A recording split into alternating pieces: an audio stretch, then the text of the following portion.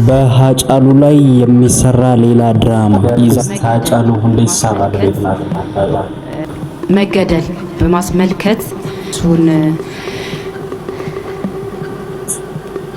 ለመዘከር ስንል የምናደርገው ነገር ነውና ብዙ ሰላም በያላችሁበት አክብሮታዊ ሰላምታ ይድረሳችሁ። ዳኒ ነኝ ከዘማች ዴይሊ። ታዋቂው አርቲስት ሃጫሉ ሁንዴሳና እንደዚሁም ስለ ቃሉ ፖቲክስ የወጡ አዳዲስ ጉዳዮች በዛሬው ቪዲዮአችን ይገኙበታል። ቪዲዮን ከመጀመራችሁ በፊት ላይክ እናስቀድሙ። ልጀምረው? አዎ። ልግባው? ልገባው ነው። በመንገዳችን ላይ ናንተሽ ዋው ሲያምሩ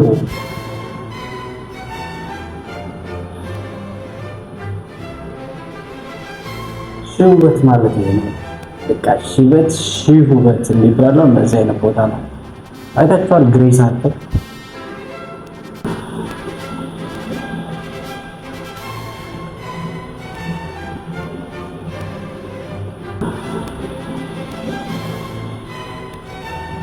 አረ ልጅ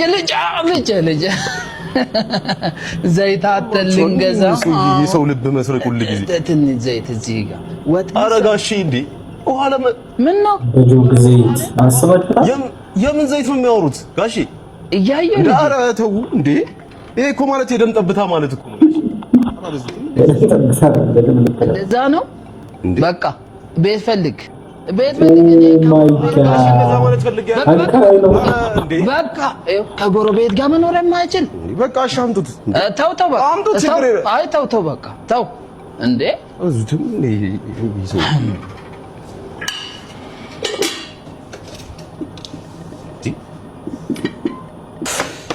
ጎረቤት ወይስ ተንቆስ ይኸው ጠይቄ እምቢ አለ። ለምኜ የሚጠጣ ውሃ ሰው ይከለከላል እንዴ? የሚጠጣ ውሃ አለው ከለከለኝ። ዘይት ጨምርልኝ ትንሽ ብዬ ምን ዘይት እምቢ አለኝ። እንግዲህ ጎረቤት በዚህ ኧረ እርሶ ዘንድሮ ማበዙ እንደ ምን ሆናችሁ ነው እንደዚህ? ዘይት እኮ ስንት ነው የገባው? እዚህ በተወደደ ዘይት በጆ ቤቴን ልቀቁ፣ አንተም ልቀቅ። የአርቲስት ሃጫሉ ሁንዴሳ ባለቤት ናት። መገደል በማስመልከት ለ14 ቀን የድምጽ ስልጠና እንሰጣለን። እየተሰጠነ ያለው ይሄ ለየት ያደርገዋል። ምክንያቱም እሱን በማሰብ እሱን ለመዘከር ስንል የምናደርገው ነገር ነውና ብዙ ነገሮች እሱን ሊዘክሩትም ሊያስቡትም አይችሉም። ቢሆንም ያቅማችንን ያህል እንሄዳለን ማለት ነው። ባይዘዌ ይሄ ቪዲዮ ከአሁን በፊት የአርቲስት ሃጫሉ አዋርድ ላይ የአርቲስት ሃጫሉ ባለቤት ያደረገችው ንግግር ነው። የአርቲስት ሃጫሉ ሁንዴሳ ጉዳይ አሁንም ድረስ ምንም አይነት መፍትሄ ሳያገኝ መቆየቱ ለብዙዎች የእግር እሳት ሆኖባቸዋል እና አሁን ደግሞ ሰሞኑን የአርቲስት ሃጫሉ ሁንዴሳ ወንድም በሃጫሉ ላይ የሚሰራ ሌላ ድራማ ይዛቸዋል ሲል በአርቲስት ሃጫሉ የሐውልት ምርቃት ፕሮግራም ላይ ከፍተኛ ትችትን ሰንዝሯል። ምን አስቆጣው የሃጫሉ ወንድም? ዝርዝሩን በአጭሩ አቀርባለሁ። የአዲስ አበባ ከተማ ከንቲባ አዳነች አቤቤ ዛሬ በሰጡት መግለጫ እንደ ሎሬት ጸጋዬ ገብረመድህን፣ ጥላሁን ገሰሰ፣ መሐሙድ አህመድ፣ አሊ ቢራ፣ ስብሐት ገብረ እግዚአብሔርና ሃጫሉ ሁንዴሳ ያሉ የሀገር ባለውለታዎች የኢትዮጵያዊነት ግንባታና የፍትሃዊነት አርማዎች ናቸው በማለት ሐውልታቸውን መረቃቸውን ገልጸዋል። ከንቲባዋ ይህ የመጀመሪያ እንጂ የመጨረሻው እንዳልሆነም ተናግረዋል። ሆኖም የድምፃዊ ሃጫሉ ሁንዴሳ ወንድም ሲሳይ ሁንዴሳ በጽሁፍ ባስተላለፈው መልእክት ምርቃቱን ድራማ ሲል የጠራው ሲሆን ዝምታን እንደ መስማማት ለሚቆጥሩ አላቂ ሳሚዎች መልስ መስጠት ግዴታ ነው ብለዋል። የሃጫሉ የመታሰቢያ ሐውልት ለእይታ ክፍት ሆኖ ከከረመ 1 ዓመት ቢሆንም ዛሬ እንደ አዲስ ይፋ ሲደረግ የድራማው ሌላኛው ክፍል መሆኑን ለመረዳት ቀላል ነው በማለት የመንግስትን እርምጃ ክፉኛ ተችቷል።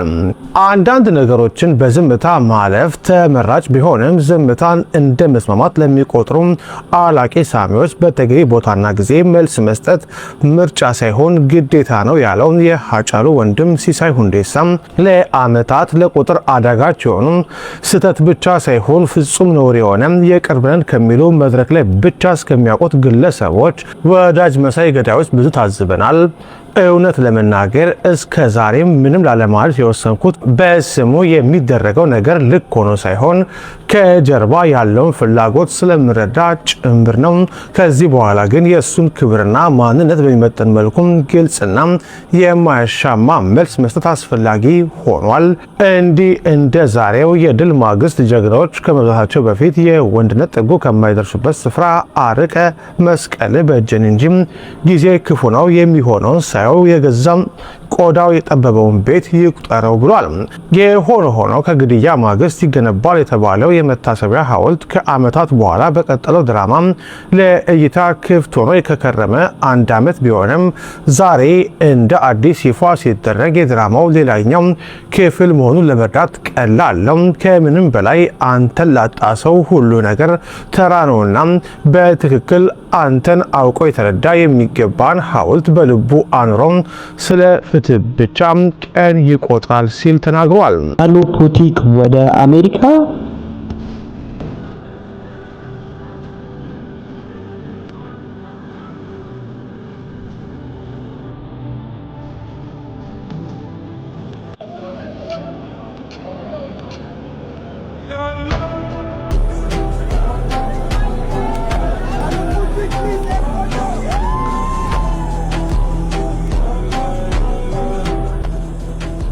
ይሄም በተመሳሳይ ሁኔታ ሃጫሉ ፑቲክ ነው በማለት ጀነሬት የተደረገ ነው። ባይ ዘ ዌይ ውሸት ነው። በኤአይ ጀነሬት የተደረገ ነው እንጂ እሱ አሜሪካ ሄዷል የሚባል ነገር እስካሁን ድረስ የለም። እንግዲህ ኢንስታግራምንም ሪኩዌስት ሪጀክት አድርጓል የሚለው ነገር በብዛት አነጋጋሪ መሆኑ አሁንም ድረስ እንደቀጠለ ነው። ነገር ግን ወደ አሜሪካ ሄዶ እንደዚህ አይነት ነገር አድርጓል ምናምን በማለት አሁን ላይ ቲክቶክ ላይ እና ሌሎች ፕላትፎርሞች ላይ የተለያዩ መረጃዎች እየተሰራጩ ነው። በኤአይ ጀነሬት የተደረጉ ናቸው። እሺ በኢንስታግራም አሁን ላይ ከ4 ሚሊዮን በላይ በፈጣሪ ስም በኢትዮጵያ ውስጥ ማንም ያልደረሰውን በኢትዮጵያ ውስጥ ሚሊዮን ገብቷል ብዬ የማስበው ሰው ያለ አይመስለኝም በኢንስታግራም።